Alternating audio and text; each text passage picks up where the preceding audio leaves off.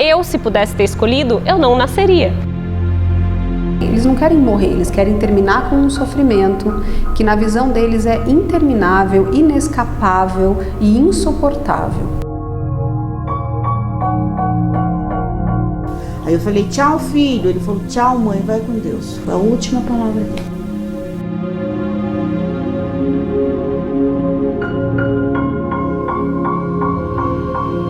O suicídio é um gesto de comunicação de alguém que quer continuar vivo de alguma maneira. Grande parte dos indivíduos que se mata pediu ajuda.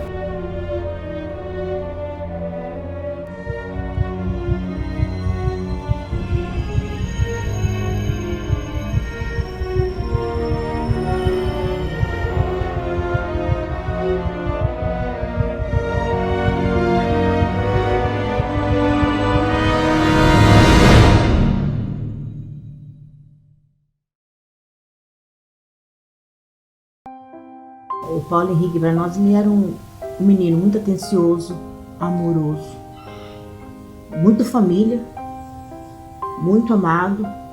Né? Eu vou tentar não chorar, porque eu tô falando de um filho, né? Um filho desejado. Eu tive as 2 meninas e depois planejei para ter ele. Aí tive meu filho, moleque, né? Safado, gostava de brincadeira, brincava aqui nessa laje, corria pra lá, pra cá, de pipa, pra lá, pra cá, né? Sempre era o melhor aluno da classe. Nunca tive problema com ele, assim, de chegar, eu quero falar com a senhora porque o Paulinho fez isso, porque o Paulinho fez aquilo. Ele foi o caçula, né? Então ele era o nosso bibelô. Então assim, a gente não gostava de brigar, mas eu e ele tinha um temperamento forte. Então a gente se explodia, mas logo já fazia amizade, já conversava, já brincava, um não dormia de birra com o outro. Se você precisasse dele, ele estava ali. Então ele era um amigão mesmo. Quando eu tinha 13 anos, os meus pais se separaram. Do nada, eles chegam com a bomba, a gente vai se separar. E eu não entendi aquilo e tal. E assim, a partir daquele momento, eu me tornei uma pessoa totalmente diferente. Porque comecei a ficar depressiva. E aí a minha mãe, em vez de me levar no psicólogo, ela começou a me dar antidepressivo por conta. Enfim, e aí eu comecei a namorar. E aí esse meu namoradinho, porque eu tinha 14 anos, ele tinha 15, ele falou que ele não queria mais que eu tomasse antidepressivo e aquela coisinha de romance de livro, eu vou ser o seu remédio. E pior que foi. Eu parei de tomar antidepressivo, fiquei super bem e tal. Mas a minha mãe, assim, não era por isso. Era uma coisa, ela falava que ela não criou filha pra isso. Só era o que ela mais falava.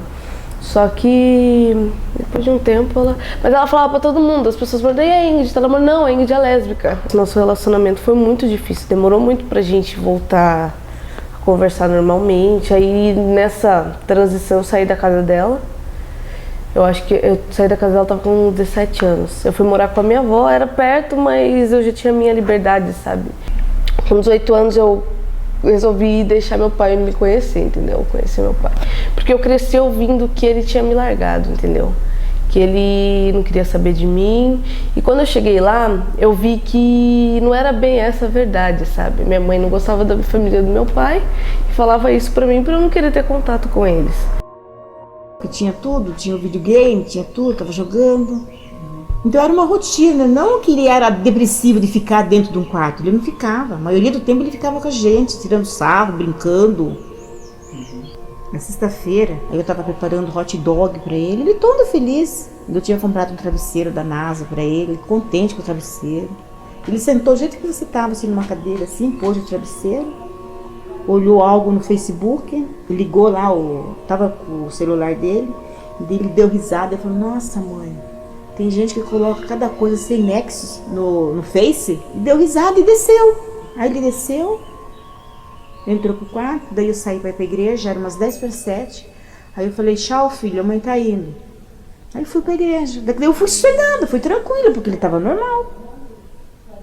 Esperando que a hora que eu chegasse, a gente ia jantar junto pro fim.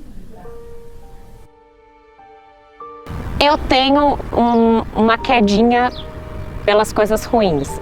Eu costumo olhar mais, tipo o copo meio vazio e meio cheio. O meu tá sempre meio vazio.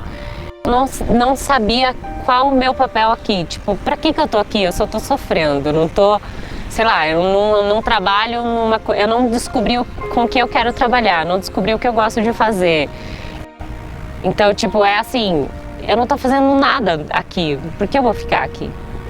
Comia, eu chegava em casa, deitava e dormia até às 7 da noite. 7 da noite eu levantava, tomava banho, às vezes eu comia, às vezes não. Deitava e dormia de novo. Só que aí chegava a noite e eu tinha muito pesadelo, então eu já não dormia muito bem. E eu cheguei em casa, ele pegou, subi, falei pro meu marido, eu falei, gozado, o Paulo Henrique não subiu para comer o lanche que eu tinha feito? Aí eu falei pra ele, eu falei, tem alguma coisa estranha. Daí que meu marido falou, às vezes ele saiu, né, e não quis, né, e não quis falar nada, não quis avisar você, ele já tem 19 anos, começou a falar pra mim assim. Daí eu fiquei meio assim, começou a me dar uma aflição, mas eu fiquei assim, falando, não, ele tá com a Agatha, né? E na hora que eu parei o carro e eu vi a minha mãe, na hora eu já pensei que alguma coisa aconteceu, né? Porque eu parei o carro ali e eu vi ela assim desesperada, falei, alguma coisa aconteceu. Aí até que na hora que eu abri o portão, né, ela falou assim, Agatha, você tá com o Paulinho? Eu falei, não tô, mãe, eu nem falei com ele hoje. Ela falou, não, porque ele não tá em casa. Eu falei, imagina, vocês são tudo bobo, ele tá aqui dormindo. Eu não vou ser mãe, eu não vou parir uma pessoa, porque eu acho o mundo uma merda. O mundo é ruim e eu não quero. Tanto, eu não quero estar aqui, não quero fazer outra pessoa estar por minha culpa. Porque eu tinha vontade de me machucar, eu tinha vontade de me bater, eu tinha vontade de levantar e sair correndo e me jogar na frente de um carro. Eu forcei a janela, vi ele caído, achei que ele tinha desmaiado. Aí chamei meu marido, o meu pai, e eles conseguiram arrombar a porta. Que nem a hora que o meu marido, ele pensa que eu não vi, né? Ele tem isso em mente que eu não vi a cena, mas eu vi, porque a hora que arrombaram a porta, eu já fui correndo lá. Aí que ela veio e me abraçou. Mas eu vi a cena que tava tudo. Eu falei, vê se dá pra salvar.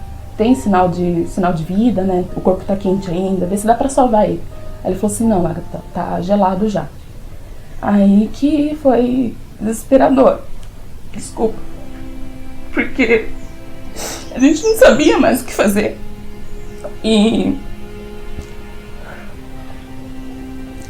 Então, aí depois a polícia chegou, aí, né, constatou a morte, o óbito, tudo. Aí ajudaram amigos, familiares, todo mundo aqui ajudando a gente. E a burocracia, que é terrível, porque na hora que isso acontece, eu acho que o que a gente mais quer não é se livrar daquilo, mas era tirar o corpo dali, porque estava trazendo mais pesar, né, para todo mundo. Eu vi ele naquela situação, eu saí correndo, porque eu não tive coragem, porque eu achava que tinha acabado de acontecer, entendeu? Então eu falei, acho que acabou de acontecer, ainda dá tempo, né? Até que ainda tiraram ele, cortaram a cinta, né? Tiraram ele de lá, colocaram ele na cama, tudo, para tirar aquela imagem da gente, né? Mas foi uma coisa muito desesperosa, uma coisa que a gente achava assim que ia acontecer muito longe da gente, não na família da gente. Eu passava a madrugada inteira pesquisando sobre isso, falando. Eu cheguei a conversar com acho que uma ou duas pessoas, não me lembro bem, que tinham tentado se matar injetando cândida na veia, água sanitária na veia, e falava, viu, não faça isso, porque eu fiquei muito mal. E depois foi aquele negócio, eu tive que ver os meus parentes no hospital olhando pra mim, tipo, como é que você fez um negócio idiota desse? Esperando o trem, eu me imaginava correndo, pulando e é uma coisa assim que parece que tá te tentando, sabe? Aquela coisa de filme, é uma coisa de filme que parece que tem um diabinho te tentando, faz isso, faz isso, faz isso. E aí eu amarrei um fio de cetim no meu pescoço bem apertado, idiota. Enfiei uma sacolinha na cabeça, tomei 2 comprimidos de... Como é que fala pra dormir? Eu peguei todos os remédios que eu encontrei no meu quarto.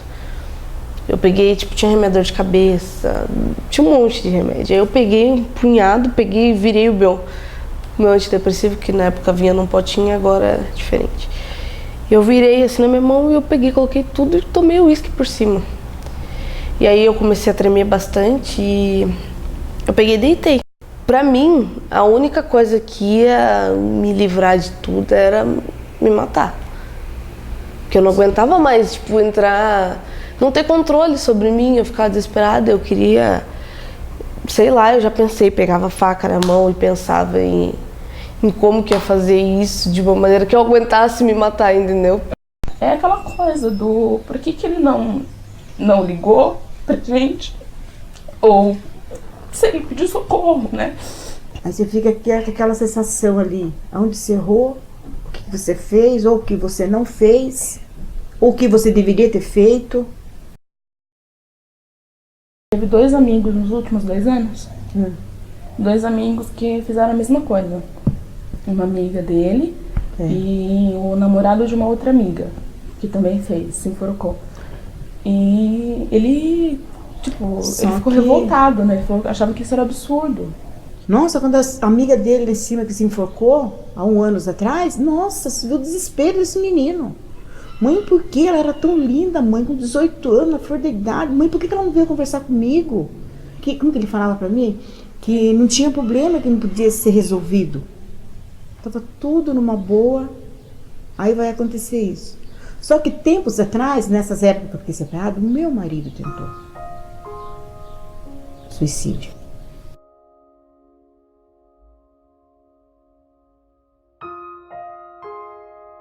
Todo mundo em algum momento da vida pode ter pensado em se matar, isso é absolutamente comum. Agora, desse pensamento virar um plano e desse plano virar uma tentativa, tem uma grande diferença. O suicídio está associado à doença na enorme maioria das vezes. Então, suicídio, para mais de 95% dos que conseguem atingir o suicídio, não é um ato independente, lúcido de quem tem o total domínio da sua existência. Em geral, esse ato é estimulado ou provocado por um pensamento distorcido causado por uma doença. A depressão distorce a maneira de ler o mundo, a maneira de ler o futuro, a maneira de interpretar o passado. O deprimido grave, ele só vê dificuldade para frente, ele só vê culpa e erro no passado. A existência dele, o atual dele, é completamente desprazerosa. Ele não tem gosto de viver as coisas que ele gostava, ele perde o prazer. Existem sinais de alerta, o que não quer dizer que a gente possa prever todos os suicídios. Mas quando a pessoa começa a se isolar, começa a fazer um aumento de uso de álcool ou drogas, você percebe que ela está desesperançosa ou que ela apresenta sintomas de depressão e ela começa a falar muitas vezes: logo eu não vou estar mais aqui, logo tudo vai acabar, eu vou dar um jeito nisso. São alguns sinais verbais. Desconfiando, perguntar. Porque o grande mito é que quem fala não faz ou que não se deve perguntar. Quando a gente pergunta para alguém que está pensando em se matar se ele está pensando, isso pode ser a janela que ele precisa para ajuda. Muito pelo contrário do que as pessoas acham que pode fazer com que ele tenha uma ideia.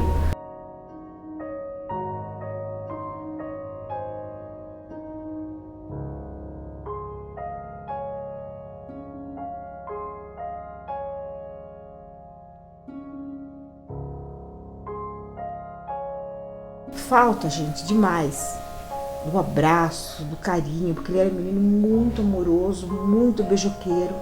Tinha hora que eu falava assim pra ele, eu falava: ai filho, você precisa arrumar uma namorada, porque você sufoca a mãe, tem hora que se abraça, se aperta, se beija, né? Você tem que arrumar alguém, né?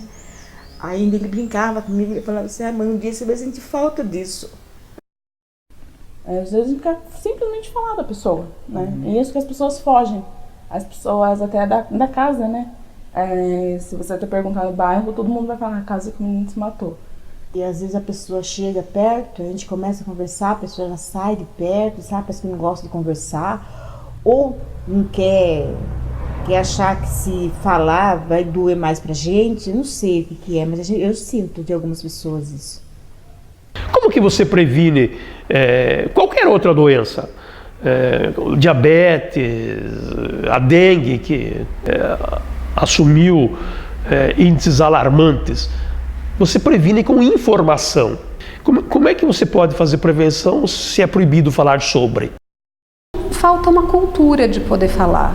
Com esses grandes mitos de que, primeiro, a imprensa não pode falar sobre o assunto e que não se deve falar sobre suicídio, isso não ajuda na prevenção.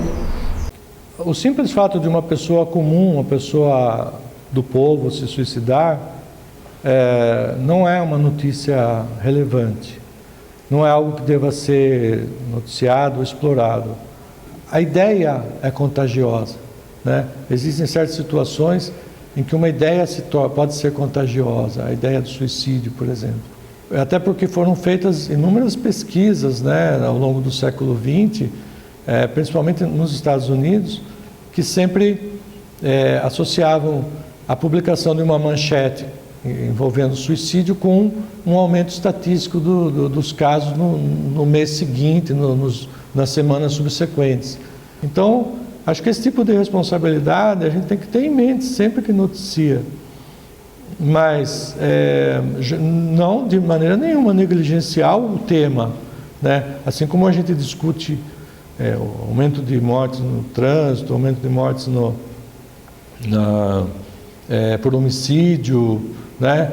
Também tem as matérias analíticas, né, que procura analisar o tema suicídio. Falar sobre suicídio tecnicamente, falar sobre suicídio associado a um sofrimento, falar sobre suicídio como consequência de uma doença, mais essa parte pedagógica, educativa, pode ajudar muita gente que está passando por momentos muito ruins.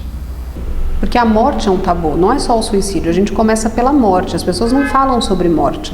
E o suicídio eu diria que é o maior tabu dentro da morte. Na nossa sociedade, o tabu, ele não é uma coisa sagrada, mágica, igual era na sociedade primitiva, mas ele é algo incompreensível. E além de ser incompreensível, ele é algo que, se feito, transgride alguma coisa que não pode ser transgredida. Então ele é completamente proibido. Quando você leva isso, então, o tabu da morte para o suicídio, né? O suicídio se torna um tabu também, por quê? Porque ele é a concretização mais violenta, não para quem se mata, mas para quem está na sociedade. Os meus pais, eles nunca foram de acreditar em psicólogo e tal, então meu pai eu já ouvi da boca do meu pai, tipo, eu falo, pai, não fale assim de tal pessoa, às vezes ele tá mal, vai se matar por causa disso. Que se matar é a coisa mais idiota. Aí minha mãe foi conversar comigo, brigou um monte comigo, falou que se eu continuasse, só que assim, ela falou que se eu continuasse com isso, ela ia me dar uma surra, mas é uma coisa que não ia adiantar, mas nem ela não sabia lidar com isso, até hoje ela não sabe, porque para ela isso é frescura.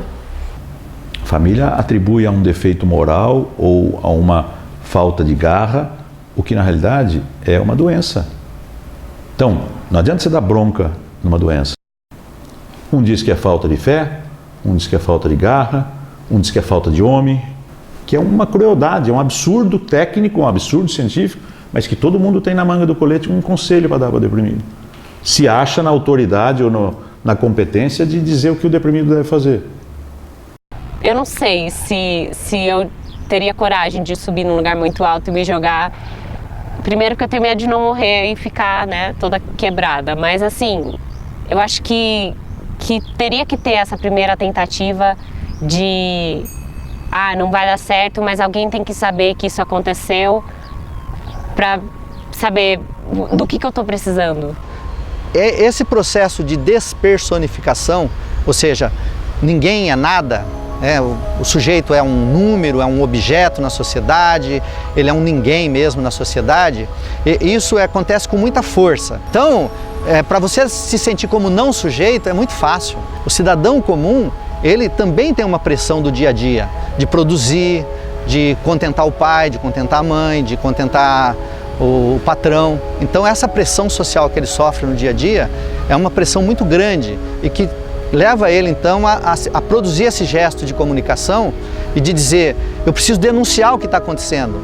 Uma coisa mínima que aconteceu, aparentemente mínima, né? Ele pega e dá um tiro. Aí o cara fala, mas só por isso? Peraí, não é bem só por isso. Tem muita coisa que foi acumulando. Que o suicídio é uma denúncia social.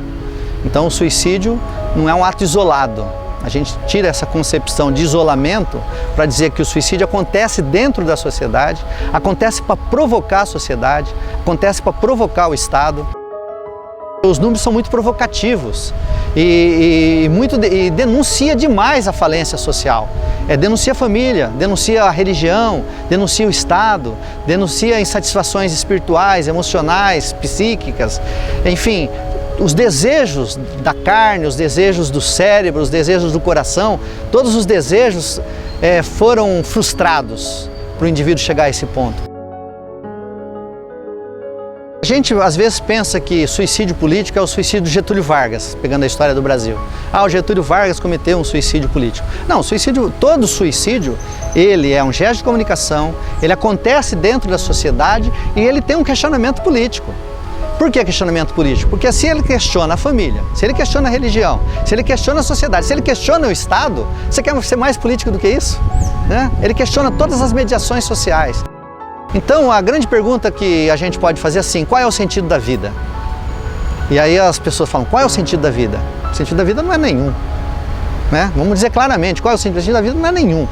Se você quer brigar com o sentido da vida e querer entender, você vai ter que entrar em filosofia e teologia. Não há sentido para existir, naturalmente não há sentido para existir, né? O sentido só aparece na cultura, só aparece nesse artifício, que é a cultura. Tudo é feito para não se tomar consciência da própria situação de não sentido da existência. O não sentido da existência, obviamente, está, vamos fechar um pouco nesse sentido, está na morte. A morte é o não sentido da existência. Tudo que você faz desaparece assim que você morre. A vida é levada até o fim para nada. Essa é a tomada de consciência. A Igreja Católica, na sua visão, ela sempre defenderá a vida. Então, todo mundo que atenta à vida é lastimável, né? Diríamos assim. Seria uma situação para ser repensada com os valores que nós temos hoje. E antigamente se tinha um fundamentalismo, né? Se olhava só com um olhar que era contra a vontade de Deus, segundo o julgamento da Igreja. Então, o sujeito que cometia o suicídio, ele estava tentando contra a vida, que era um dom que tinha dado, que Deus tinha dado a ele. Então, lógico, pensava que era possessão demoníaca. Essa alma se perdeu, entre aspas. Não, hoje não. Hoje a gente acolhe, a gente acompanha com as nossas orações, consola a família. Então, a Igreja hoje, diante de tudo aquilo que a ciência pode nos trazer, é olhar para esse sujeito de maneira diferente, valorizando e fazendo com que ele compreenda o seu dinamismo existencial. Mas e para aquele que já cometeu o suicídio? Será que ele está desamparado pela lei divina? Não está, que Deus não desampara ninguém. Ele vai ter várias reencarnações para resgatar isso, para corrigir isso. O suicídio é vamos dizer assim, uma atitude drástica, difícil, que vai gerar consequências difíceis para o espírito, né? Que ele vai passar por momentos de sofrimento, provavelmente decorrentes daquele ato, em relação àquele ato, poderá reencarnar com as dificuldades daquele ato, mas ele não estará desamparado da lei divina. Primeiramente, Assalamu alaikum, que a paz seja convosco. No Alcorão fala o seguinte versículo, no 4º capítulo: Olá taqtulu anfusakum. Não tirem a vida de vós mesmos. Essa vida ela é passageira. Todos nós estamos aqui no momento de nossas vidas. Esse mundo é um mundo de testes. É a nossa fase que nós vamos lucrar ou perder com uma vida eterna. E tirar a vida é como fosse a pessoa não... Tirar a própria vida, o suicídio, como a pessoa não estiver satisfeito com aquilo que Deus mandou de teste para você. Agora, quando se usa o suicídio para questões políticas, fica pior ainda, porque não se sabe quem é que está pedindo para as pessoas se suicidarem. O rapaz jovem que ele põe uma bomba no corpo, entra num ônibus onde tem militares, onde tem civis, na cabeça dele, ele acha que está fazendo o quê? Uma ação de martírio, que ele está se vingando a morte da sua população, que o único jeito de ele trazer dano ao agressor é essa forma. O problema é quando ele se mata e diz em nome de Deus. Esse preconceito que os muçulmanos sofrem no Brasil e fora do Brasil é devido aos meios de comunicações noticiarem isto mesmo. É o muçulmano, é a religião dele que prega isto. Eles acreditam que se eles se matarem vão ganhar 70 vídeos no paraíso. Onde está isso no Alcorão? Eu sou sheik e não conheço isso no Alcorão. Temos de dividir o que é cultura, o que é religião, o que é tabu, o que é política. A gente diz, e já está provado, que conversar é uma vacina contra o suicídio. Então, por exemplo, a pessoa quer conversar e ela não consegue. É muito comum uma pessoa chegar para outra para falar qualquer coisa do serviço dela. E à medida que a conversa vai se desenvolvendo, aquela que era ouvinte interrompe e começa a falar do problema dele no serviço. É uma inversão de valores. O CVV, eles se propõe a suprir essa necessidade na medida em que você fala, você consegue encontrar, você pode encontrar a saída para os seus problemas. É o que nós chamamos de tendência construtiva que temos dentro de nós. Agora, se você perguntar como é que eu posso dar sentido à vida, aí a coisa muda de figura. Quando eu vejo que eu tô pra pensar, tipo, que vida ruim, eu vou me matar. Eu falo, não, pare com isso. Daí, sei lá, eu vou ler em algum lugar, eu cato meu cachorro, vou passear. Eu penso eu me policio pra pensar em coisas boas, em vez de pensar em mais coisas ruins. Eu acho que não vale a pena. Eu acho que assim, cada um sabe aonde dói pra si.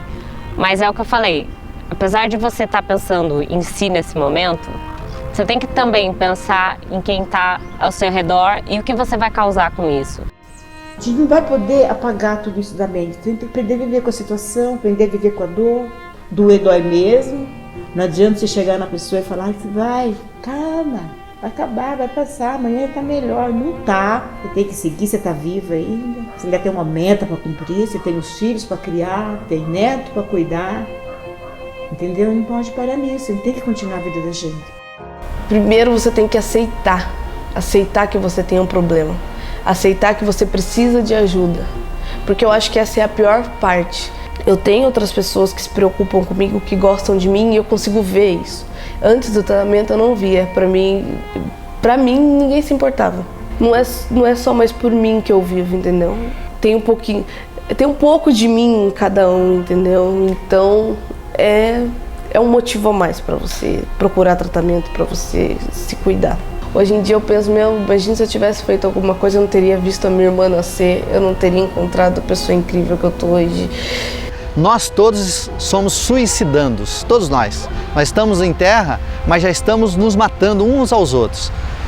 Hoje a gente diz assim, eu sou teu assassino, você é meu assassino, e ao mesmo tempo eu sou assassino de mim mesmo, você é assassino de você mesmo. Olha que loucura que nós vivemos.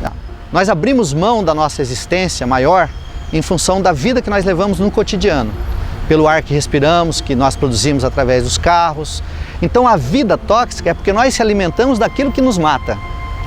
É o querer a vida sem sentido. O querer a vida mesmo sem sentido. O querer justamente por ela não ter sentido. A vida vale a pena, tem muita coisa ainda para acontecer.